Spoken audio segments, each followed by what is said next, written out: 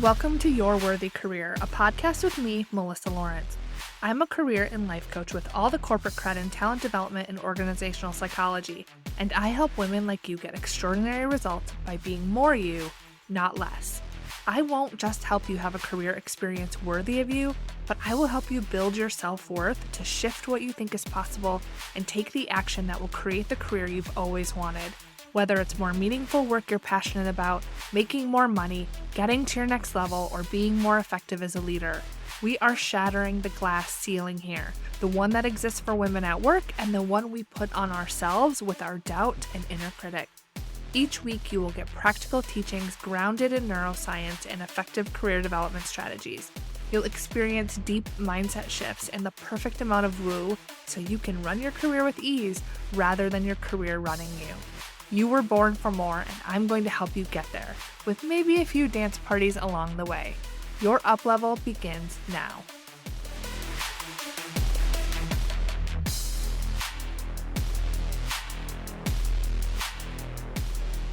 Hello, and welcome to this week's episode of the podcast. It's already the beginning of December when this comes out, and I cannot believe how fast this year has gone by. The industry has had a lot of change this year, and it feels like a lot more disruption in a bad way than we are used to. Now, I've talked to a lot more people impacted by layoffs and reorgs this year, so it's very real. But I have also seen so much resiliency, rebound, and just better opportunity created this year also. So on today's episode of the podcast, I'm going to talk about how to be an opportunity magnet.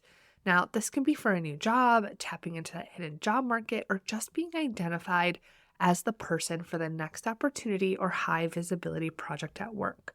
Before we get into those specifics, there has been a lot of celebrations and wins with my clients lately, and I want to share some of them with you as a source of inspiration of what is really possible, because when you're surrounded by negativity, it can sometimes seem very bleak, and so I want to round out that perspective for you and talk about some good things that are happening.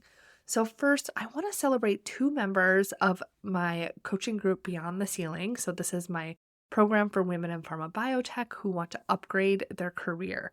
Now, these two members joined the group when they were impacted by a layoff. So they were in between jobs, and within 3 weeks of being in the program, they both secured new jobs. How incredible is that?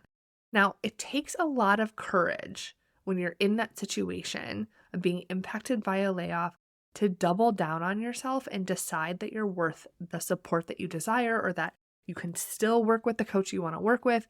And so they joined, and they have been putting in the work no matter the obstacles, and they created their own safety and security by getting themselves a role right away so that they could really feel like happy then and not so stressed out and not so worried, and really focus on what they want to build for themselves.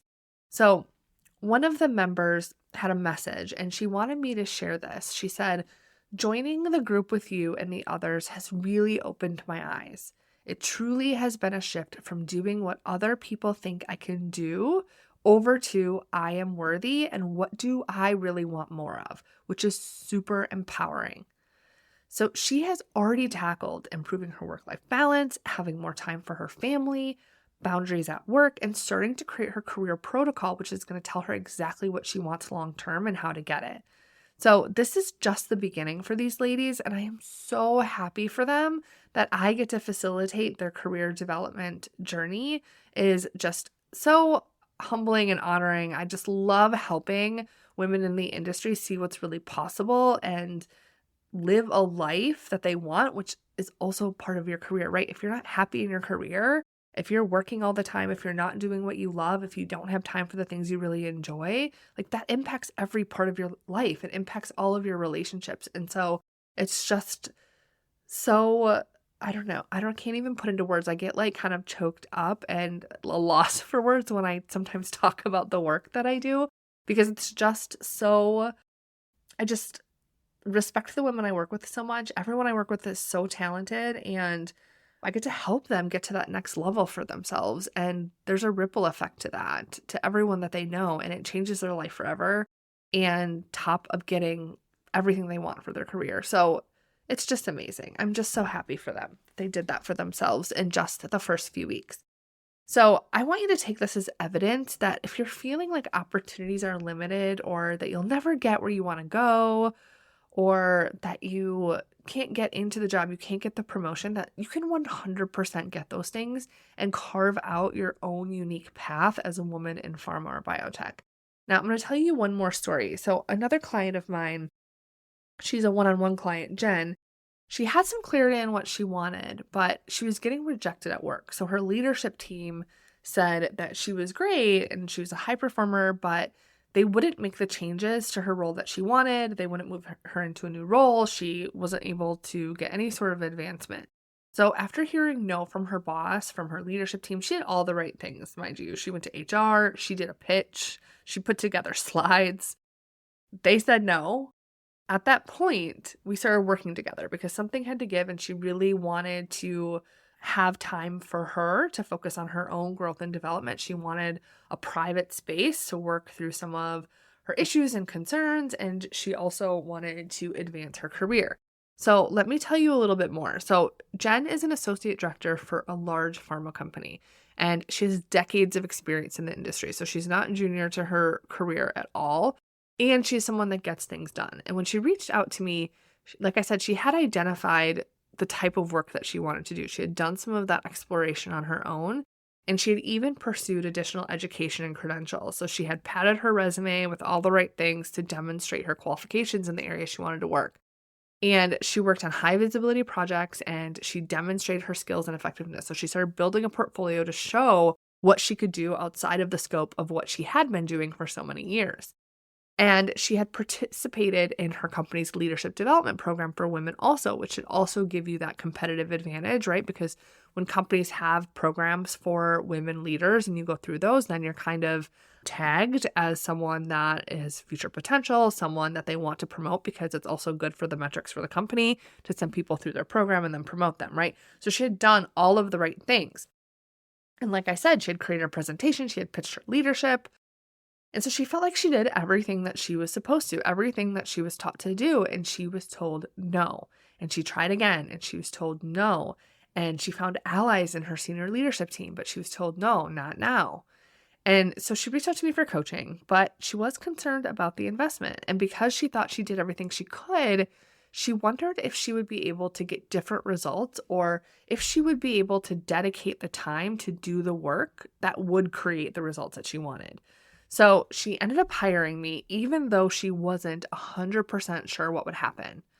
And I just want to note that it's difficult to be 100% sure on something you've never done before. So this is completely normal. So when you're doing anything new, whether it's hiring a coach or doing anything you've never done before, it's near impossible to feel 100% confident about something that you haven't done before. So there's going to be that little bit of uneasiness, and it's going to create the necessity for you to have some self-trust and to have your back that you can handle whatever the outcome is, because it's not guaranteed, right? So when we started working together, we got crystal clear on what she wanted and the value proposition to her company. The details matter. Even though she had a general idea, even some specifics, she didn't have all of them, okay? We improved her communication skills, and we used my industry disrupt strategy to work with her leadership to change her job to be a win-win for her and her company. I talked about this a little bit in last week's episode. She had a new role created for her. She wrote the job description all within 3 months, okay? So after hearing no, we tweaked what she wanted. We came up with a value proposition. We used my industry disrupt strategy. She went in back with her leadership, positioned it differently, was really clear on how this position was going to help her company, and she got a yes. And we used the strategy that I have to have her essentially ensure that that was a no-brainer for her leadership, and she was able to write the job description and paint the picture for how this role was going to help her company, right? And so she had this role created for her. She moved into it, and here's what she said. I had the opportunity to write a job description for a new role that would support closing business-critical gaps in my organization that also leverages my strengths and passion for strategy deployment and people development. I've been in this role since August of 2023 and I love it. That's amazing, right? She improved her leadership and communication skills. So this is what she says about that. I think the biggest area of personal growth is learning how much I was contributing to the conflicts I was having. Since I've been able to use the tools as well as a better understanding of myself, I am able to show up as myself and also manage my emotions so much better. I used to think being emotional was my superpower, and being transparent about my emotions was what made me a unique and authentic leader. In fact, not having control of my emotions or overuse of them actually prevented me from my most authentic self.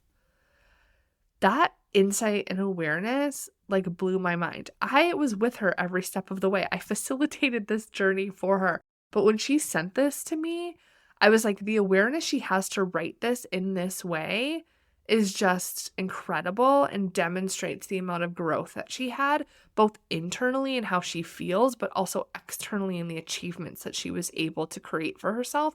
And those things are connected, okay? That's why you need both the mindset and you need the strategy, okay? So, what surprised her about coaching is I love that you listen, empathize, and then tell it to me like I need to be told. Your ability to navigate through how I was feeling to help me understand how I could do things different was outstanding. This helped me transition to leveraging my time to understand how I can impact situations differently instead of trying to understand why people don't get me. I don't have to spend any time doing that anymore because I always start with what I could do differently and the rest follows in all of my relationships, not just work. How incredible is that? I just want to take a minute to celebrate her. She did such amazing, deep work. She was very open. She used the tools. She went back in, and when we talked about things, she went and applied it and implemented it and took action. And because of that, she got results she wasn't able to get on her own. And now she's going to have those with her forever.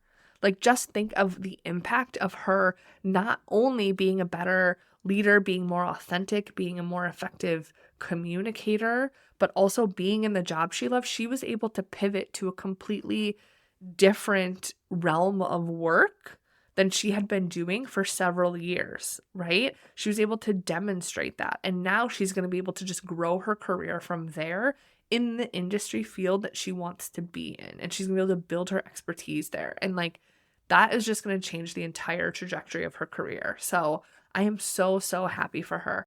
And stories like Jen's are remarkable, but they are also the norm for my clients. A big misconception that people have is that my clients that get these results are somehow different than you, that they have more resources, that the changes they want to make are somehow easier than what you would want to do. And that thinking is just keeping you stuck where you are. Now, I get it. I used to think that way too. It kept me not living up to my potential and not figuring out my zone of genius for years. I doubted what I could do, that I could have a business, that I could stand out. I thought it was easier for other people, that other people had a skill or presence that I didn't, that made it easier for them. I questioned what I really wanted. It made everything very confusing. And guess what? When I was thinking that way, I stayed small. I stayed where I was with this nagging feeling there was something more for me and not really doing anything about it. I still had excellent performance reviews. I did well for myself, but I kept myself small and I didn't go after anything too big or too visible. When I had that nagging feeling there was something more for me, or that I could sit at the leadership table and I could change the way that my leadership team did things and I could change the way my company did things, I told myself not yet or I wasn't ready. So things changed for me and I made the big moves and started my business when I hired my own coach. I was able to negotiate my own promotion. I was able to create my own job description on my own without coaching, right? Through hard work and trial and error. And I've now expedited that process and I use those strategies with my clients. But I had a ceiling. And when I got sick of playing small and the worry that I would regret not exploring more for myself, that is when I built up the courage to hire a coach. And just like with my clients, it created a big change in me to get over the hurdle of investing my own money in myself, not knowing 100% if I was going to get the results I wanted. But investing in myself created this belief that I was worth the investment, that I deserved support, that money I worked hard for, right? I worked hard in my career for that money, yet I didn't feel entitled to spending it on myself. That felt selfish, right? It was better spent for kitchen appliances or DoorDash or my kids or vacations, right? That my development was really only worth investing in as much as my company would pay for it, right? Or as much as it would provide a credential on my resume that I could somehow then justify as worth it. But I got over that and realized I could create my own path. This is how it starts. And then you do get results and you see just what opportunities exist, just how support and coaching can make a difference and give you that competitive edge. That's how those two women that are beyond the ceiling were able to get jobs within just a couple of weeks of being in the program, because they had the support to work through their stressors and to accommodate and address some of the issues and concerns, and they had a place to ask questions so that they could get faster results, and they didn't have to spend their time stressing and spinning out and wondering what was going to happen. They were able to take more concentrated and effective effort. So it requires you to be open to an expert and someone else to point out blind spots that you have. It takes a growth mindset to believe that deep down you could have done everything you were taught to do, everything that was right, and still miss something or use help, and not to make that mean that you're not good enough, that you're less than, that there's something wrong with you, right? It sounds simple, but our egos can get really caught up and in the way of doing that. You combine this with doing something you haven't done before, spending your own money, and that caveman brain is going to come out and tell you all the reasons to be afraid, all the reasons you don't need it, all the reasons you should wait, all the reasons you can do it on your own, all the reasons it doesn't make sense. But I can tell you that those that seek help grow faster and get results. I am one of them. My clients are them also. It just is what makes them different. It's not that we have different skills, that we have different opportunities, that we are luckier. It's that we made a different choice. So that was a little bit of a rant, wasn't it? Got a little worked up on that. I just want you to know that it's not that other people are more deserving or have something that you don't, or that they have better management or whatever it is that you tell yourself. It's just that they made a different choice, that they invested in their development to get them ahead faster, right?